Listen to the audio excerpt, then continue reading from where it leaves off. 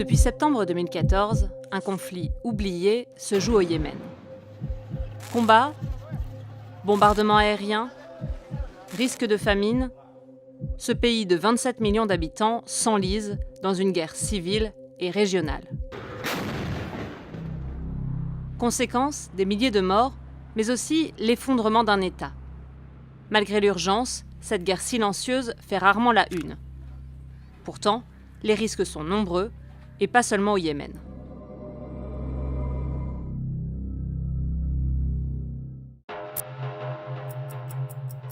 Pour comprendre la situation, il faut revenir en 2011. Comme la Tunisie, l'Égypte et la Syrie, le Yémen est secoué par une série de manifestations populaires lors des printemps arabes. Sous la pression d'une partie du peuple et de la communauté internationale, le président Ali Abdallah Saleh, au pouvoir depuis 34 ans, est forcé de quitter son poste. C'est son vice-président, Abdrabbo Mansour Hadi, qui lui succède en février 2012 pour une période de 2 ans.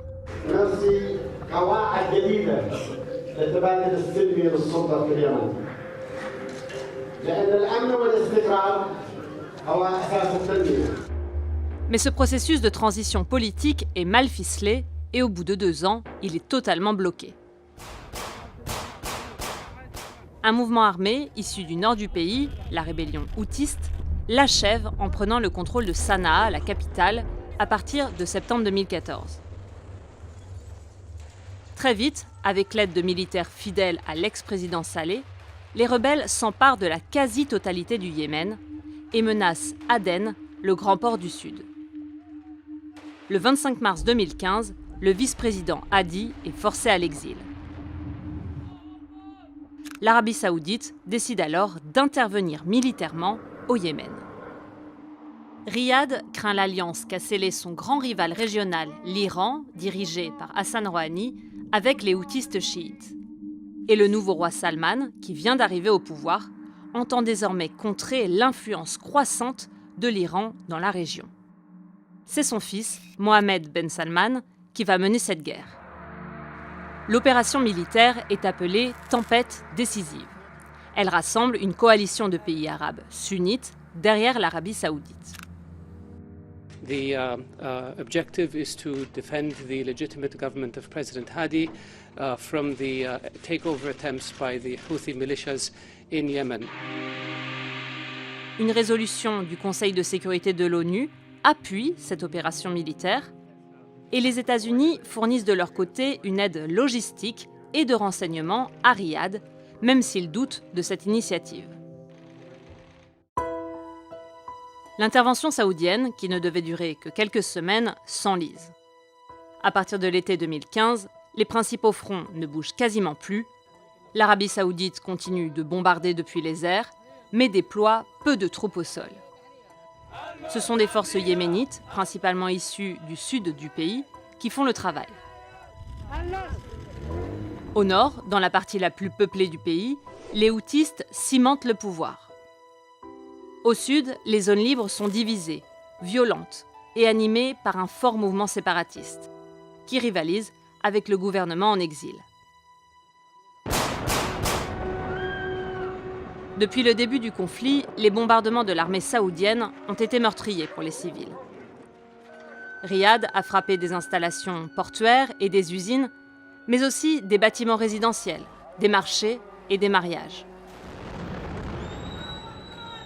De leur côté, les houtistes se rendent aussi coupables de possibles crimes de guerre. Ils bombardent notamment la ville de Taez et sèment des mines à travers tout le pays. Il est alors difficile de connaître précisément le nombre de victimes. Le nombre de 10 000 morts civiles a fait référence, mais il date d'août 2016 et est aujourd'hui dépassé.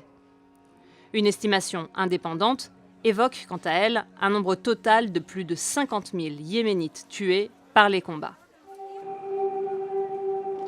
Mais loin des fronts, l'effondrement de l'État tue aussi, plus discrètement, mais plus sûrement. Début 2018, un rapport d'experts de l'ONU affirmait que le Yémen, en tant qu'État, avait pratiquement cessé d'exister. Dans les faits, le gouvernement yéménite ne distribue par exemple plus les salaires à la plupart des fonctionnaires des zones rebelles depuis septembre 2016. Et une économie de guerre s'est implantée. Les trafics en tout genre se multiplient à travers les lignes de front et les prix flambent. Le commerce et l'aide humanitaire sont gênés par le blocus partiel qu'impose la coalition au premier port du pays, Hodeidah, tenu par les houthistes. Une catastrophe pour ce pays, le plus pauvre du Moyen-Orient, qui importait déjà avant la guerre près de 90% de sa nourriture et de ses médicaments. De nombreuses infrastructures médicales et d'assainissement d'eau sont aussi hors d'usage. Résultat, 8 millions de personnes seraient aujourd'hui menacées par la famine, selon l'ONU. The conflict has made Yemen a living hell for its children. Over 11 million children, or about 80% of the country's under 18 population, are in need of humanitarian assistance. Autre conséquence, la menace djihadiste qui se renforce dans cette guerre. La branche locale d'Al-Qaïda a prospéré et depuis le début du conflit, elle est prise très au sérieux par Washington. The single most capable affiliate is Al-Qaeda in the Arabian Peninsula, or AQAP. AQAP's recent gains and Yemen's governing challenges increase our concerns about the group's capability to conduct attacks. Elle a notamment tenté par le passé de faire exploser des avions de ligne et est à l'origine de l'attentat de Charlie Hebdo de janvier 2015.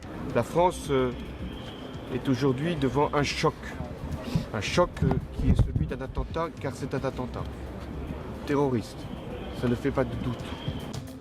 En marge de la guerre au Yémen, Al-Qaïda a administré durant 1 an un mini-État et un port important du sud-est du pays, Moukalla, avant d'en être délogé par la coalition en avril 2016.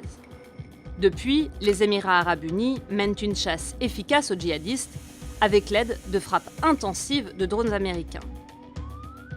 Affaiblie, l'organisation est entrée dans une phase de clandestinité. Mais sur les lignes de front, la mouvance salafiste djihadiste prospère discrètement, sans lever le drapeau noir d'Al-Qaïda. Ces combattants accumulent les expériences militaires, récupèrent des fonds de la coalition saoudienne et recrutent de nouveaux militants. Face à ces menaces, aucune tentative de sortie de crise n'a abouti. Depuis le début du conflit, 3 cycles de négociations ont eu lieu entre le gouvernement yéménite et les rebelles houthistes, sans résultat. Au niveau régional, l'Arabie saoudite paraît lasse de cette guerre, mais elle ne sait pas comment en sortir. Elle ne veut surtout pas que les houthistes demeurent le bras armé de l'Iran à sa frontière. Because he wants to expand. He wants to create his own project in the Middle East, very much like Hitler, who wanted to expand at the time. Many countries around the world and in Europe did not realize how dangerous Hitler was until what happened happened. I don't want to see the same events happening in the Middle East. De son côté, l'Iran n'a pas d'intérêt stratégique au Yémen.